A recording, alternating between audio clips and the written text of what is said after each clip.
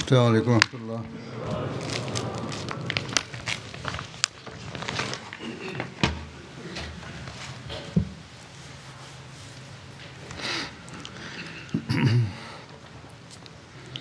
أشهد أن لا إله إلا الله وحده لا شريك له وأشهد أن محمدا عبده ورسوله أما بعد فأعوذ بالله من الشيطان الرجيم بسم الله الرحمن الرحيم الحمد لله رب العالمين الرحمن الرحيم مالك يوم الدين إياك نعبد وإياك نستعين اهدنا الصراط المستقيم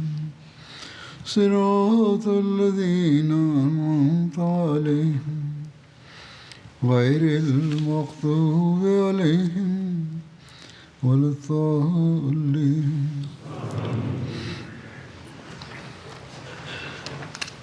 Hazrat sallallahu alaihi wasallam ki sirat ke edhe sot do të përmend disa nga betejat dhe ekspeditat nga jeta e profetit Muhammed sallallahu alaihi wasallam. Në histori përmendet një ekspedit që quhet ekspedita Hazrat Umar ibn Khattab në drejtim të Tarbas. Kjo ekspedit u zhvillua në vitin e 7 pas hijretit në muajin Shaban. I dërguari i Allahut sallallahu alaihi wasallam dërgoi Hazrat Umar bin Khattabin në drejtim të Hawazin, pra fisit Hawazin, në vendin e quajtur Turba. Turba ishte rreth 333 milje larg Medinës në drejtim të Thanas dhe Najranit. I dërguari i Allahut sallallahu alaihi wasallam e dërgoi Hazrat Umarin me 30 sahab. Arsyeja e kësaj ekspedite ishte që i dërguari i Allahut kishte marrë lajme që banorët e Tarbas po kurdisnin plane kundër muslimanëve dhe kundër islamit. Hazrat Omeri u nis dhe ai kishte me vete një guid të fisit Banu Hilal. Sahabët udhëtonin natën dhe ditën fshiheshin. Banorët e Turbas e mësuan, u aratisën. Hazrat Omeri mbriti në zonat e tyre, por aty nuk gjeti asnjëri dhe i gjeti në për kodrina dhe në për male. Aty ishin plaçkat dhe baktit e tyre. Hazrat Omeri i mori ato, këta ishin shergjin, prandaj. Dhe më pas u kthye në Medin me gjithë plaçkat.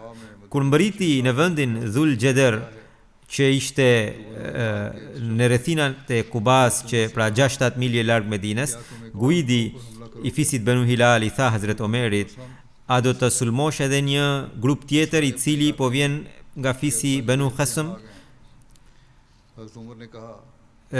Sepse ata ishin prej atyre, por këtu kanë mërguar për shkak se aty kishte thatësirë.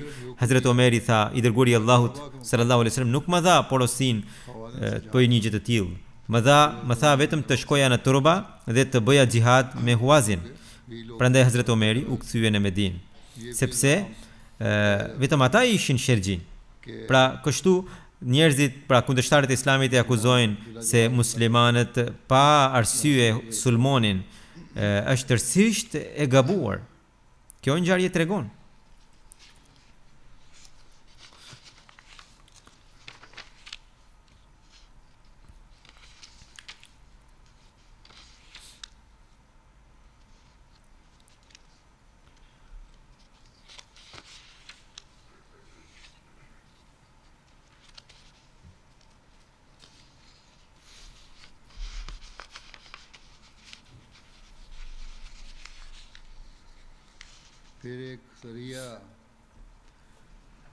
Më pas kemi një ekspedit tjetër që quhet ekspedita Hazrat Bashir bin Saadit në Fedek në drejtim të fisit Banu Marras.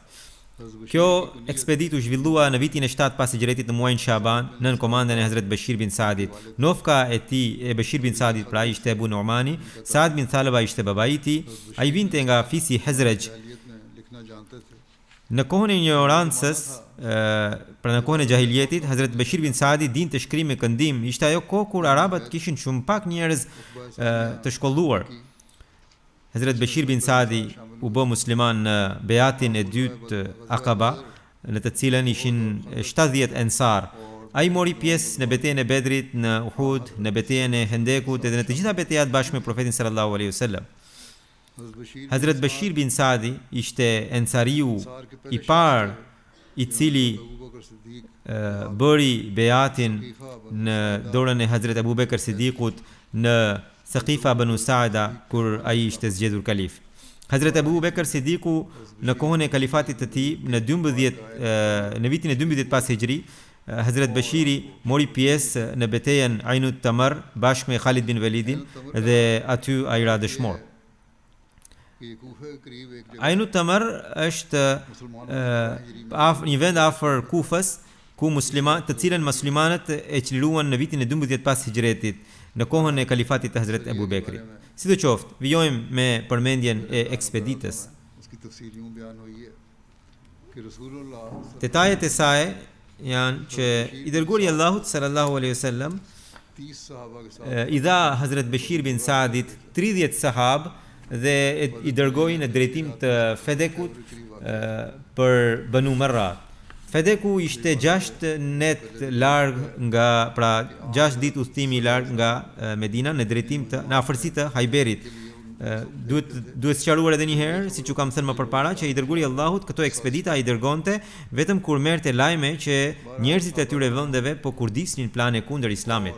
Sidoqoftë, sahabët u nisën dhe u takuan me barint. I pyetën për banorët e Banu Marras. Ata thanë se ata janë në luginën e tyre dhe nuk erdhën te burimi. Sahabët i morën baktit dhe u kthyen, morën rrugën e kthimit për në Medinë. Lajmëtari i Banu Marras i njoftoi duke thënë që muslimanët erdhën dhe na i morën plaçkat, baktit dhe natën muslimanët u ndeshën me një ushtri të madhe të Banu Marras dhe kështu që pra Banu Marra dëgjuan lajmin dhe erdhën për të luftuar me muslimanët. Gjithë natën vijoi lufta me shigjeta, sahabëve u mbaruan shigjetat. Të nesërmen në mëngjes Banu Marra e sulmoi për herë të dytë dhe shokët e Hazrat Bashirit i vranë. Hazrat Bashiri gjithashtu duke luftuar me trimëri u lëndua në kyçi i këmbës dhe ra.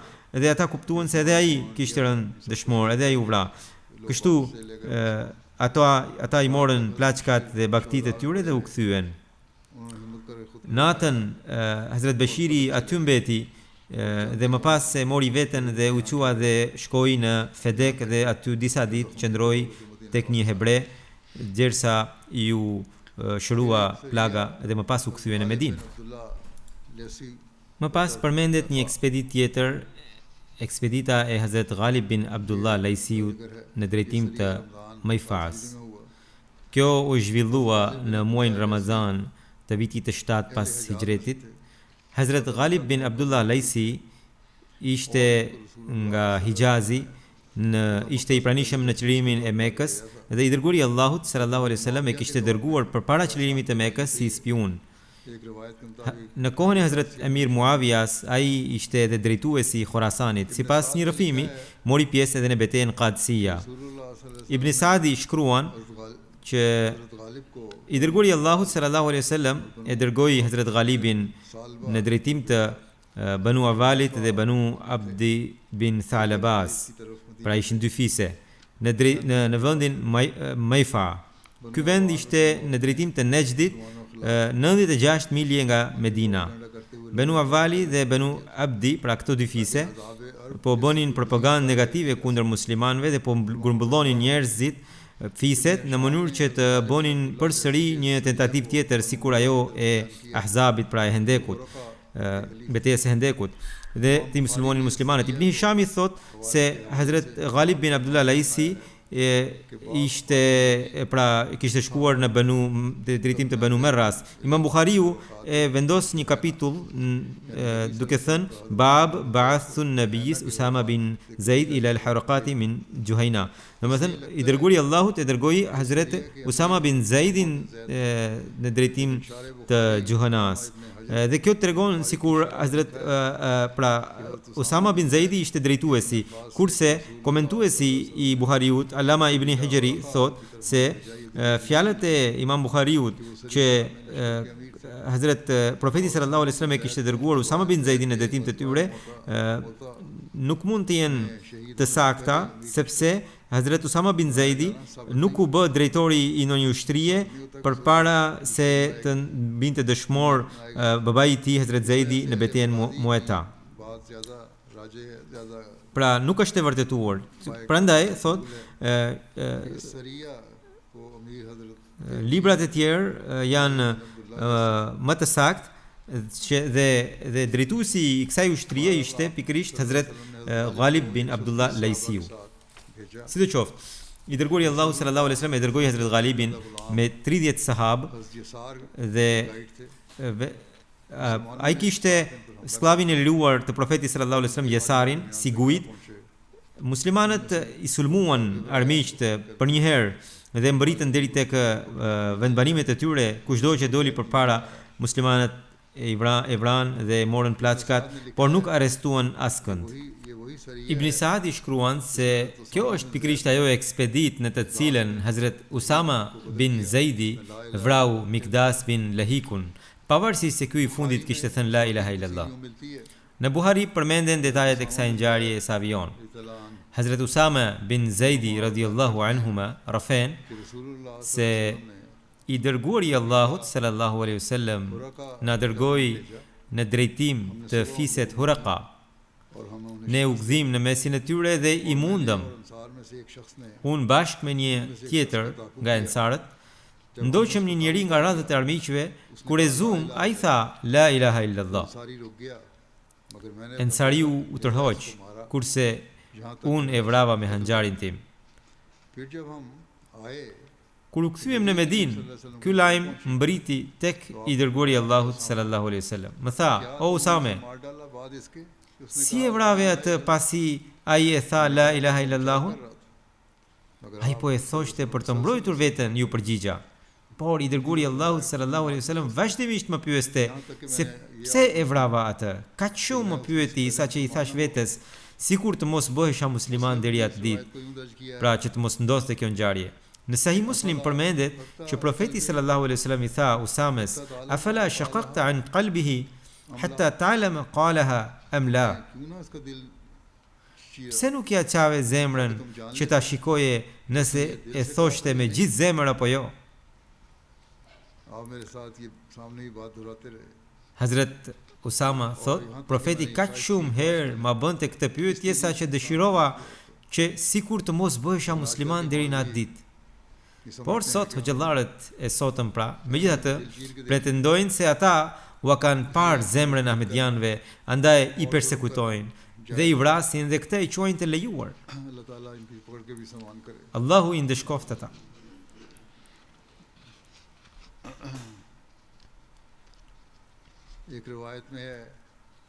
Në një rëfim tjetër përmendet që i dërguari i Allahut sallallahu alaihi wasallam dha urdhër që familjes së Mikdasit të jepet shpagimi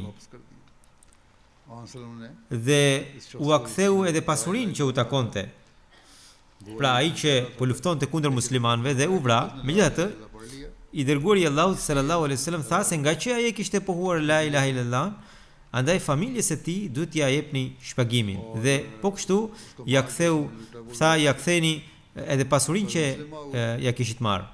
Hazrat Kalifi i dytë i Mesiut të premtuar, pra Hazrat Muslim Audi, e përmend këtë ngjarje me këto fjalë. Profeti sallallahu alaihi wasallam gjithmonë porosiste që sheriati, pra ligji, të aplikohe vetëm për çështjet e dukshme. Pra, ne nuk dim çështjen e zemrës, prandaj. Një herë thot, disa sahab kishin marrë pjesë në një betejë. Udhës, ata u ndeshën me një idhujtar I cili gjatë gjithë kohës rinte I fshehur në përpyell dhe kur gjente të vetëm ndonjë musliman e sulmonte dhe e vriste. Usame bin Zaidi e ndoqi derisa e zuri në një vend. Teksa ngriti shpatën për ta vrarë idhujtarin, ai e kuptoi që s'kishte mbetur më rrugë shpëtimi. Menjëherë tha, la ilaha illallah, me të cilën donte të thoshte se ishte bërë musliman. Por Usame radhiyallahu anhu nuk u ndal dhe e vrau. Kur një kumtues mbërriti në Medinë për t'i treguar profetit sallallahu alaihi wasallam ngjarjet e betejës, ai ia tregoi edhe ngjarjen e këtij dy luftimi. I dërguari Allahut sallallahu alaihi wasallam e thiri Usamen dhe e pyeti nëse me të vërtetë kishte vrarë atë njeri. Ai tha po. Profeti sallallahu alaihi wasallam e pyeti, çfarë do të bësh në ditën e gjykimit kur la ilaha illallah do të dëshmoj kundër teje Usame? Siç u thash më herët, xhallarët e sotëm të Pakistanit dhe nxënësit e tyre e thonë, vrisni ahmedianët se do të shkoni në xhenet. Por ata nuk e dinë se pikërisht ky veprim I tyre do t'u shkaktojë vetë atyre dëshkimin e Allahut. Do të vijë një ditë kur Zoti do t'i ndëshkojë ata. Pra, Hazret Kalifi I dytë radhiyallahu anhu vijon më tej. Domethënë, si do të përgjigje ai, pra Usama, kur Zoti I lartësuar do ta pyeste se pse e kishte vrarë atë njeri edhe pse e kishte pohuar la ilaha illallah. Pra, le të ishte vrasës. Ai ishte penduar. Usama disa herë e sqaroi, o I dërguari I Allahut, ai hiqe si besimtar vetëm nga frika. Profeti sallallahu alaihi wasallam I tha, ai ja kishte qarë zemrën për ta parë që nëse po gënjente? Profeti sallallahu alaihi wasallam vazhdimisht këtë pyetje ja bënte Usames. Çfarë do të bësh në ditën e gjykimit kur la ilaha illallahu I ti do të dëshmoj kundër teje? Usama thot, atëherë më deshi zemra të mos isha musliman para asaj dite që të mos e bëja këtë gabim. Më pas përmendet një ekspedit tjetër që quhet se ekspedita e Hazret Bashir bin Saadit, që u dërgua në drejtim të Jumenit dhe Gjebarit. Kjo ndodhi në vitin e 7 pas hijretit në muajin Sheval. Jumeni dhe Gjebari ishin midis Fedekut dhe Vadiul Qura pra Khayberit dhe ishte zona e Banu Ghatfanit. I dërguari I Allahut sallallahu alaihi wasallam mori lajmin që një grup I Ghatfanit u grumbullua kundër profetit sallallahu alaihi wasallam dhe Uaina bin Hasani grumbullonte pra u dha fjalën armiqve kundër profetit sallallahu alaihi wasallam që do t'i ndihmonte ata kundër profetit. I dërguari I Allahut këtë lajm e përmendi Hazret Ebu Bekrit dhe Hazret Omerit. Ata e këshilluan që të dërgonte Hazret Bashir bin Saadin. I dërguari I Allahut sallallahu alaihi wasallam e thiri Hazret Bashir bin Saadin dhe përgatiti një flamur për të dhe dërgoi 300 sahab me të, pra nën komandën e tij. Këta sahab natën ecnin dhe ditën fshiheshin dhe përfundimisht mbërritën në vendin e quajtur Gjebar. Aty gjeten barit që I kullosnin baktit e tyre, u aratisën duke parë muslimanët dhe I lajmëruan Ghatfanët.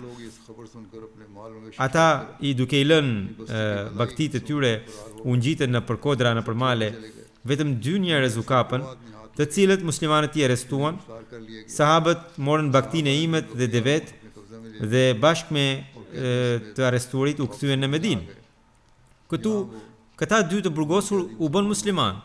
I dërguari I Allahut sallallahu alaihi wasallam I liroi të 2 dhe I lejoi që ata të ktheheshin në vendin e tyre. Pastaj vjen Umratul Qada. Pra detajet e kësaj ekspedite, pra ajo umra që I dërguari I Allahut sallallahu alaihi wasallam kishte bërë në vitin e 7 pas hijretit në muajin Dhulqaada, gjithsesi në shkurt të vitit 629.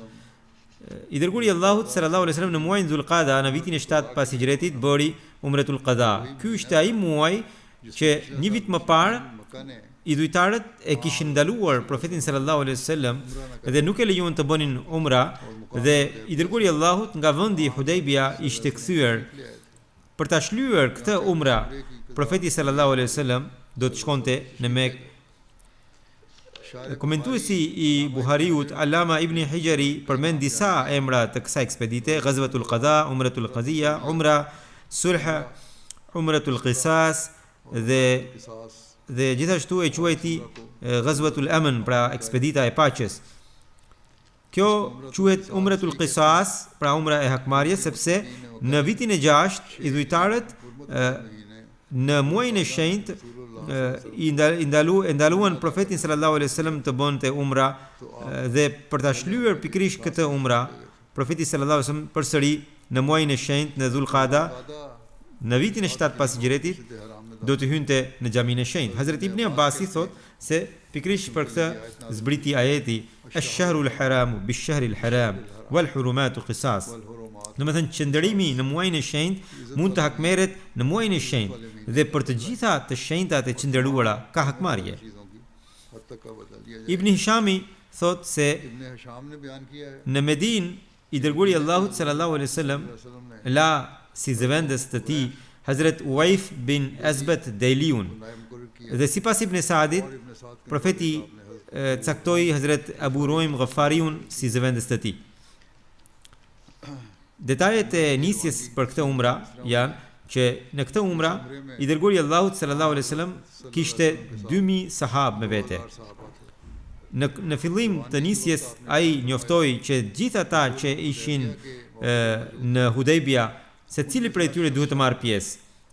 Të gjithë sahabët që morën pjesë në Hudaybia u bashkuan me të dërguarin e Allahut sallallahu alaihi wasallam, përveç atyre të cilët ranë dëshmor në betejën e Hajberit ose që ndruan jetë. Përveç tyre kishte edhe shumë sahabë të tjerë të cilët nuk kishin marrë pjesë në Hudaybia. Profeti kishte 60 deve për kurban.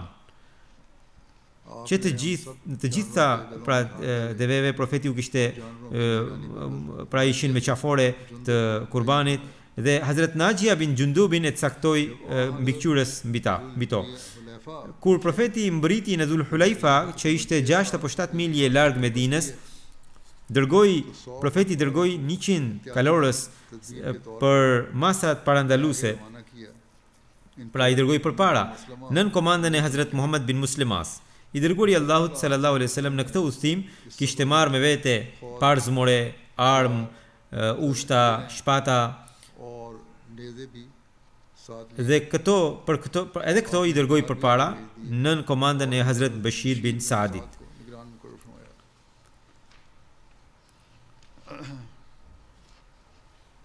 Shtrohet pyetja se përse I mori armët profeti sallallahu alaihi wasallam për të shkuar në umra, edhe pse ishte bërë marrëveshje që nuk do t'i merrte. I dërguari Allahut sallallahu alaihi wasallam u pyet pse I morët armët, ndërkohë Kurejshit kishte bërë marrëveshje që nuk do të shkonin më shumë se një shpatë në klef. Profeti sallallahu alaihi wasallam tha, ne me këto armë nuk do të hyjmë në tokën e shenjtë, por do t'i kemi pranë për t'i përdorur në rast në një sulmi të beft nga armiqt, sepse ne thot nuk I besojmë ata. Pra ata nuk kanë besë. Muhammed bin Muslima me kalorësit u mbriti në Marru Zahran, ku u takua me disa njerëzit e Kurejshëve dhe u tha atyre që I dërguari Allahut nesër inshallah në këtë vend do të mbri. Ata pra erdhën te Kurejshët dhe u treguan dhe ata u trembën. Kur I dërguari Allahut sallallahu alaihi wasallam mbriti në Marru Zahran, I çoi të gjitha armët në vendin e quajtur Yajed, që ishte 8 milje nga Mekka. Kur mohuesit morën lajmin se profeti erdhi me gjithë armët në Mekë, po vinte në Mekë me gjithë armët, u trembën dhe dërguan disa njerëz për hetime, për të marrë lajme pra. Në Marru Zahran I dërguan. Miqras bin Hafsi ishte përfaqësuesi I tyre, tha: "O Muhammed sallallahu alaihi wasallam, ne kur nuk të kemi gjetur shkelës të premtimeve." Profeti tha: "Ne sipas marrëveshjes pa armë do të hyjmë në Mekë." Atëherë mohuesit u qetësuan.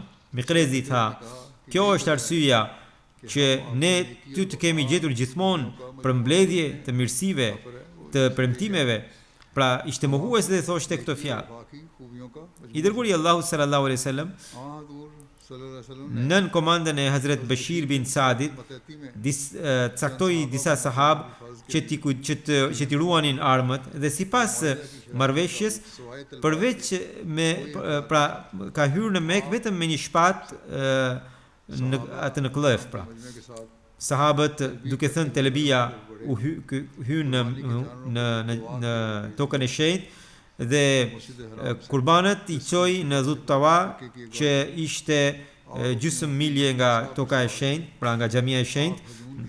Profeti ishte hipur në deven e tij që të quajtur Quswa dhe hyri nga drejtimi I Hajunit në Mekë. Hazrat Hajuni ishte 1.5 milje nga Qabja. Hazrat Enesi thot se I dërguari I Allahut sallallahu alaihi wasallam hyri në pra Umratul Qada, hyri në Mekë për Umratul Qada. Hazrat Abdullah bin Rawaha ishte përpara tij dhe tha: "O mohuesit, o bitë mohuesve, hapni rrugën për profetin, sot do t'ju vrasim." Dhe profeti do t'ju vras në atë mënyrë që do t'ju qahet kafka e kokës dhe ju do të haroni mikun e ngushtë. Hazrat Omeri tha: "O Rawaha, o Ibn Rawaha, para profetit dhe në xhamin e shenjtë po I këndon këto vargje?" Profeti I tha: "Lere pra Omerit, lere Abu Rawahan, Ibn Rawahan, sepse fjalët e tij janë më të mpreta se shigjetat." Në një rrëfim përmendet që kur Hazrat Omeri I ndaloi Abdullah bin Rawahan nga këto vargje, profeti I tha: "O Omer, edhe unë po e dëgjoj atë." Atëherë Hazrat Omeri heshti. Më pas I dërguari I Allahut sallallahu alaihi wasallam I tha Hazrat Abdullah bin Rawahas që në vend të këtyre vargjeve thuaj, pra sepse këto vargje vetëm nxisin të tjerët, por thuaj këto: La ilaha illallah wahdahu nasara abdahu wa azda jundahu wa hazama al-ahzaba wahdahu. Domethënë nuk ka të adhurueshëm tjetër përveç Allahut, ai është I vetmi. Ai e ndihmoi robin e tij dhe e nderoi ushtrinë e tij dhe I vetmi I mundi të gjitha ushtrit. Kur mbriti Hazrat Kalifi I dytë I Mesihut premtuar alayhis salam e përmend këtë ngjarje, thot kur mbriti në Merru Zahran, një vend një ditë udhëtimi larg nga Meka, sipas marrëveshjes ai atje I dorëzoi të gjitha armët e rënda dhe parzmëret dhe vet. Pra I dorëzoi armët dhe parzmëret dhe vet dhe bashkë me sahabët e tij, duke pasur vetëm një shpatë të futur në klëf, hyri në Mekë. Hyrja e muhaxhirëve në Mekë pas 7 vjet mërgimi nuk ishte diçka e vogël. Zemrat e tyre kullonin gjak në njërin anë, duke kujtuar mizoritë që u ishin bërë për një kohë të gjatë, dhe nga tjetër ndjenin edhe gëzim duke parë bekimin e Zotit lartësuar se si ai u dha mundësi për të bërë tavafin e Qabes. Mekasit ndërkohë u ishin ngjitur kodrave dhe po I vëzhgonin muslimanët. Muslimanët donin që t'u tregonin se në ç'mënyrë Zoti I tyre u amundsoi sot hyrjen në Mekë. Madje Abdullah bin Rawaha radhiyallahu anhu zuri të këndonte himne lufte, por profeti sallallahu alaihi wasallam e ndaloi sa kaq dhe tha: "Mos këndo këngë të tilla, thuaj: nuk ka zot tjetër përveç Allahut. Është Zoti ai që e ndihmoi të dërguarin e tij dhe I shpëtoi besimtarët prej errësirës së thellë dhe I ngriti lart. Është vetëm Zoti që I bëri armiq t'ia mbathnin."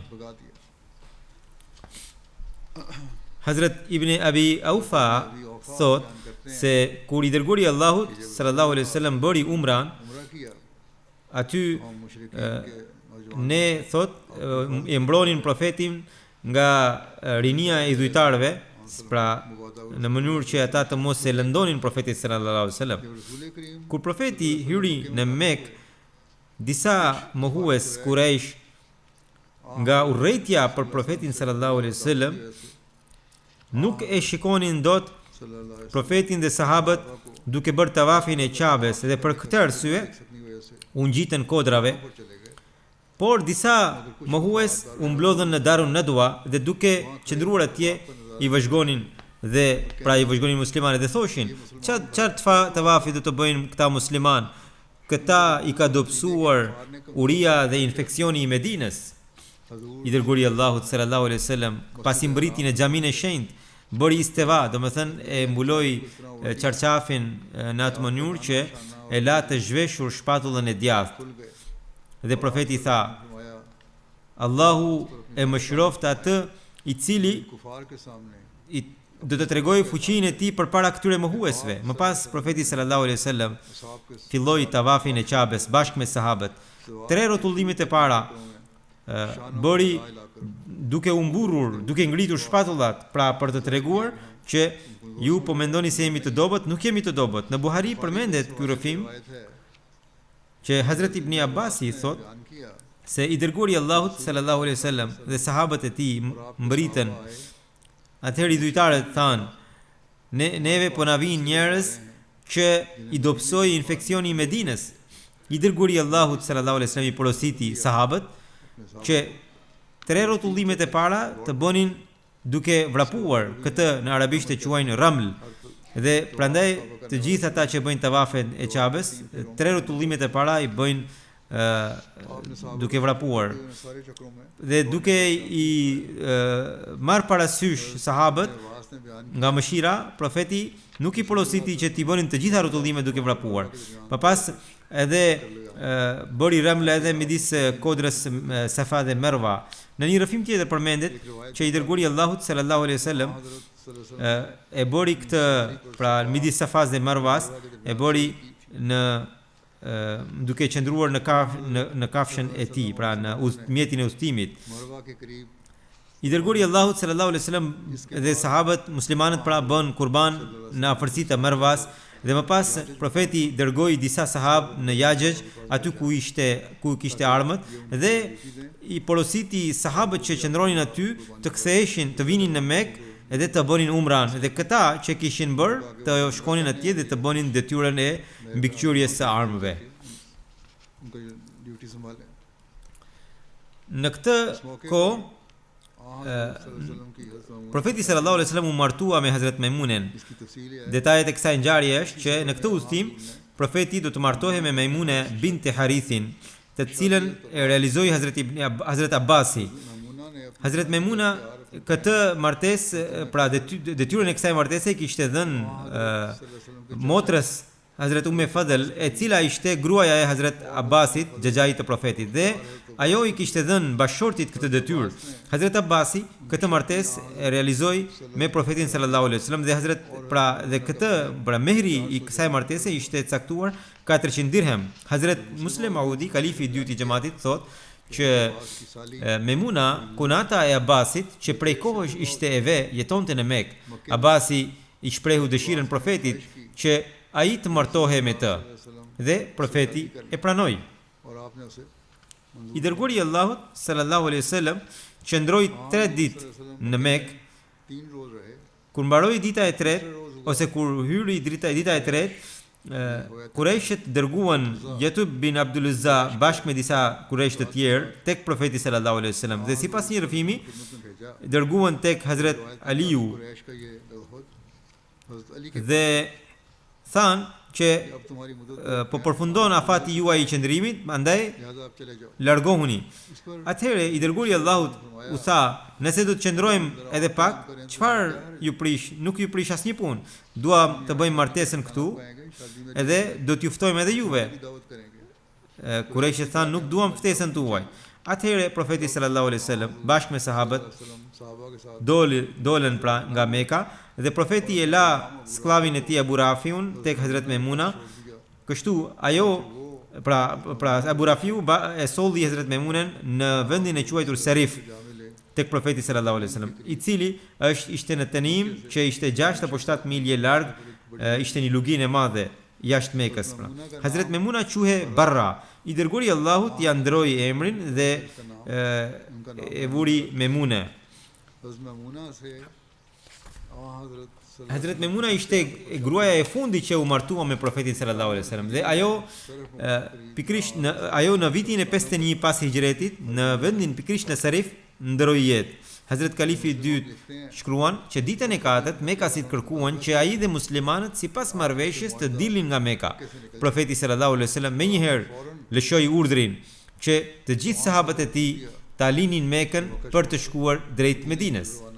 Duke marrë parasysh ndjenjat e Mekasve, profeti sallallahu alaihi wasallam nuk e mori me vete as bashorten Memuna, me të cilën sapo ishte martuar. Atë e la në Mekë që të vinte më vonë me udhëtarët që do të sillnin plaçkat, ndërsa vetë u nda për të dalë sa më shpejt jashtë kufive të Mekës. Profeti qëndroi për të pushuar në një vend rrugës në pyll, ku ju bashkua edhe bashortja e re Memuna radhiyallahu anha. Hazrat Memuna e çmonte shumë këtë vend ku ishte bashkuar me profetin sallallahu alaihi wasallam, dhe për këtë arsye ajo, Allahu i mëshiroft, kishte lënë amanet që kur të ndronte jetë në këtë vend pikërisht do të varrosnin, ku ajo ishte takuar me profetin sallallahu alaihi wasallam në një çadër. Caktimi i Zotit ishte i tillë që ajo kishte shkuar në haxh dhe aty në Mekë ishte sëmurur. Pas disa ditësh i tha sahabëve: "Më nxirrni nga Meka, sepse i dërguari i Allahut më tha mua se ti nuk do të vdesësh në Mekë." Atëherë njerëzit e morën nga Meka dhe sapo mbëritën në vendin e quajtur Serif. Atëherë nëna e besimtarëve, Hazrat Memuna, ndroi jetë atje. Kështu, sipas testamentit të saj, pikërisht atje ajo u varros. Në moshën, pra në kohën kur ajo ndroi jetë, mosha e saj ishte 80 apo 81 vjeç. Në këtë betejë përmendet edhe ngjarja e vajzës së Hazrat Hamzas. Hazrat Barau rëfen se kur i dërguari i Allahut sallallahu alaihi wasallam po kthehej nga Meka, e bia e Hazrat Hamzas e thiri nga mbrapa dhe e gjeti profetin duke thënë: "O xhaxhaim, o xhaxhaim." Hazrat Aliu e mori për dore dhe i tha Fatimes: "Merre vajzën e xhaxhait ton." Dhe ajo e hipi në deven e vet. Hazrat Aliu, Hazrat Zaidi, Hazrat Jaferi atëherë u fjalosën për këtë çështje. Hazrat Aliu tha që unë e kam marrë këtë dhe kjo është vajza e xhaxhait tim. Hazrat Jaferi tha: "Kjo është vajza e xhaxhait tim, më takon mua dhe tezën e saj e kam grua." Hazrat Zaidi tha se kjo është vajza e vllait tim. Profeti sallallahu alaihi wasallam vendosi atëherë për tezën, sepse tha tezja është në vend të nënës. Pra kështu profeti zgjidhi nga njëherë dali, pra hapen çështje të ndryshme, profeti vendosi kështu. Tha tezja është sikurse nëna, dhe Hazrat Aliu tha: "Ti je nga unë edhe unë jam nga ti", dhe kështu e qetësoi Hazrat Aliun. Hazrat Jaferit i tha: "Ti je i ngjashëm me mua edhe në fytyrë edhe në virtyte." Hazrat Zaidit i tha: "Ti je vllai ynë dhe je sklavi ynë i liruar." Hazrat Aliu tha: "O i dërguari i Allahut, a nuk do të martohesh me vajzën e Hazrat Hamzas?" Profeti tha: "Hamzan e kam pasur vlla qumështi dhe për atë arsye unë nuk mund të martohem me vajzën e tij." Profeti sallallahu alaihi wasallam hyri në Medinë në muajin Dhulhijja.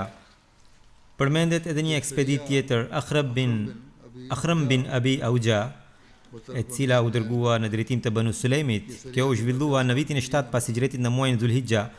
I dërguari i Allahut sallallahu alaihi wasallam dërgoi Hazrat Akhramin bashkë me 50 sahab në drejtim të Banu Sulejmit, që ishin afër Medinës, jetonin afër Medinës. Një spiun i Banu Sulejmit ishte në mesin e njerëzve të Hazrat Akhramit. Ai shkoi përpara dhe njoftoi popullin e tij, dhe i cili mblodhi një ushtri të madhe. Në momentin kur Hazrat Akhrami mbriti aty, Banu Sulejmi ishin gati për të luftuar. Hazrat Akhrami i ftoi në Islam. Ata i thanë që ne nuk kemi nevojë për të cilën na fton. Më pas, nga të dyja palët filloi shigjetat dhe Banu Sulejmit i erdhën për forcime dhe ata e rrethuan muslimanët nga të gjitha anët. Filloi një luftë e ashpër, shumica e muslimanëve ranë dëshmor, edhe Hazrat Akhrami ra midis të rënëve dhe ishte i plagosur. Më pas, më një safer të vitit 8 pas hijretit u kthye tek profeti. Një tjetër ekspedit është Hazrat Ghalib bin Abdullah Lejsi në drejtim të Qudaydit. I dërguari i Allahut sallallahu alaihi wasallam dërgoi Hazrat Ghalib bin Abdullahun në muajin Safer në vitin e 8 pas hijretit në tek fisi Banu Mulawwa. Këta jetonin në Kadid. Kadidi ishte 208 milje larg Medinës. Në Buhari përmendet që fisi Asfan dhe Kadid jetonin midis tyre ishte një burim. Sipas një rëfimi, profeti sallallahu alaihi wasallam dërgoi 15 veta me Ghalib bin Abdullahun dhe në këtë ekspedit nofka e muslimanëve ishte Amit. Hazret Jundub bin Maqifi rafen se i dërguari i Allahut sallallahu alaihi wasallam dërgoi Hazret Ghalib bin Abdullahun për një ekspedit në të cilën edhe unë isha i pranishëm. Ai shkoi në Kadid dhe na porositi të sulmonim fisin Banu Malwa. Kur mbëritëm në Kadid, Ibn Barsa Harith bin Malik Lejsi na u takua, të cilin e arrestuam. Ai tha unë jam nisur për ta pranuar Islamin dhe dëshiroj të atakoj të dërguarin e Allahut. Ne tham, nëse ti ke ndërmend ta pranosh Islamin, ti mund të qëndrosh një ditë dhe një natë me ne dhe nuk do të gjej gjë. Në qoftë se ti ke qëllime të tjera, do të zbulojmë. Kështu që e lidhëm me litar dhe aty vendosëm një njeri me ngjyrë në mbikëqyrje të tij që i quhej Suwaid bin Manhar dhe ne u nisëm derisa në perëndimin e diellit mbërritëm në Kadid. Ne qëndruam buzë një lugine, mua më dërguan si spion atje, shkovan dhe u ngjitan një kodër, pash e ngrita kokën dhe më pas u shtriva shpinazi. Aty një njeri doli nga çadra e tij dhe më pa mua, ai më qelloi me shigjet. Shigjeta më preku ijen dhe si një rrifim tjetër përmendet që ajo i preku në ball, por unë nuk lëviza thot. Pastaj ai qelloi për të dytën herë që më qelloi në shpatull. Prapë unë nuk kam lëvizur nga vendi. Dhe atëherë ai u qetësua, pra mendoi që sikur nuk ishte njeri aty dhe ai u fut në çadrën e tij dhe ata pastaj ranë në gjumë. Në agim ne më pas bëm një sulm të beft dhe luftëtarët e tyre i vram dhe disa i robruam, bagtit morëm si plaçka. Një njoftuesi i tyre doli dhe mblodhi një ushtri aq të madhe që të cilën ne nuk mund ta luftonim dot. Dhe ne po i merrnim bagtit me vete dhe kur mbritëm tek Ibn Barsa dhe tek shoku i tij, edhe ta i morëm me vete. Armiku na afrohej tema se shumë derisa na mbeti vetëm lugina e Kudejdit. Allahu i Madhrishëm atëherë dërgoi një furtunë, një përmbytje, ndërkohë ne nuk kishim parë asnjëre. Kështu Allahu dërgoi një gjë të cilën nuk mund ta luftonte dot askush nuk mund ta kapërcente dot. Armiku nga ana tjetër e luginës na shikonte, kurse ne po i merrnim bagtit. Asnjëri prej tyre nuk kishte mundësi të na vinte edhe të na zinte. Kështu duke ecur shpejt ne i lam mbrapa dhe më pas ne mbërritëm tek i dërguari Allahu sallallahu alaihi wasallam. Këto ngjarje do të vijojnë në hutbet e ardhshme. Tani dua t'ju bëj thirrje për ahmedianët e Pakistanit në mënyrë të veçantë. Edhe ahmedianët në Pakistan, edhe ata duhet të luten për veten e tyre. Dërgojini sa më shumë selavate profetit sallallahu alaihi wasallam, siç ju kisha thënë më herët, më përpara. 200 herë duhet të thoni në ditë, pra Subhanallahi wa bihamdihi, subhanallahi al-azim, Allahumma salli ala Muhammadin wa ali Muhammad. Kjo është koha që sa më shumë ti kushtojmë vëmendje kësaj, aq më pak është. Nëse ne do ta plotësojmë detyrën e lutjes, vetëm atëherë do të kemi sukses. Sa vëmendjen që duhet i kushtojmë nuk i kemi, vëmendjen që duhet i kushtonim nuk i kemi dhënë akoma. Të thuash, disa njerëz më shkruajnë, nuk bëhen gjërat vetëm me lutje, duhet të bëjmë edhe disa gjëra tjera. Çfarë duhet të bëjmë? Arma jonë është vetëm lutja. Unë këtë ju kam thënë shumë herë. Ju kam treguar edhe citimet e Hazrat Mesiut e premtuar alayhi salatu wasalam. Është tërësisht i gabuar mendimi që nuk bëhet asgjë me lutjet. Sidoqoftë, दुआओं से कुछ नहीं होना। lutjet janë çelësi i suksesit tonë dhe zgjidhja e problemeve. Allahu u mundsof të gjithë anëtarëve të xhamatit ta bëjnë edhe ta bëjnë detyrën e lutjes.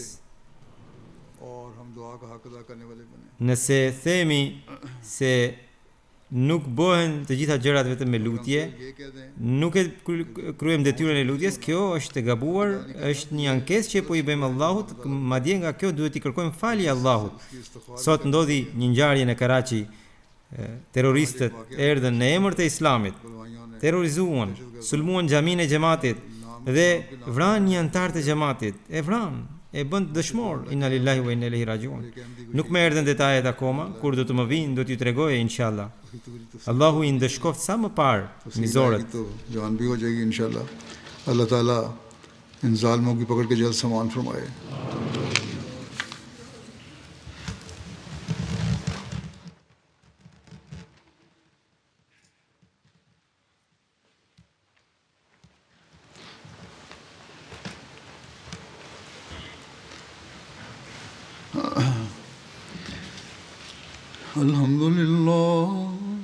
الحمد لله نحمده ونستعينه ونستغفره ونؤمن به ونتوكل عليه ونعوذ بالله من شرور أنفسنا ومن سيئات أعمالنا من يهده الله فلا مضل له ومن يضلله فلا هادي له ونشهد أن لا إله إلا الله ونشهد أن محمدا عبده ورسوله عباد الله رحمكم الله إن الله يأمر بالعدل والإحسان وإيتاء ذي القربى وينهى عن الفحشاء والمنكر والبغي يعظكم لعلكم تذكرون اذكروا الله يذكركم وادعوه يستجب لكم ولذكر الله أكبر